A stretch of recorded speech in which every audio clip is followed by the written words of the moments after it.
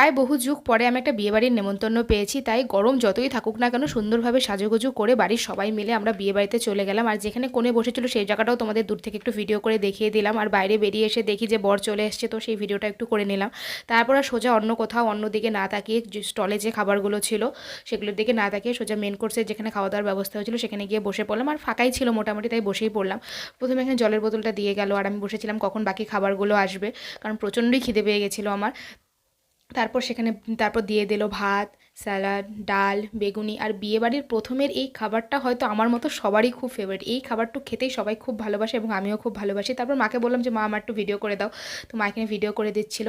তারপর চলে আসলো কাঁঠাল চিংড়ি, আর প্রত্যেকটা রান্নাই না দারুণ হয়েছিল। তো মাঝখানে মনে হয় আমি আরেকবার একটা বেগুনি আর কি চেয়ে নিয়েছিলাম, তো এটা খেতে খুব ভালো লাগে। তারপর চলে আসলো কাতলা মাছ, কাতলা মাছটাও খেতে প্রচণ্ডই টেস্টি হচ্ছিল। আর মাছের ঝোল আমি খুব একটা খাই না, তাই সেটা নেও নি। আর তারপরে যেটার জন্য ওয়েট করে থাকি, মানে আমি অন্তত ওয়েট করে থাকি, সেটা হলো ফ্রাইড রাইস আর মাটন কষা।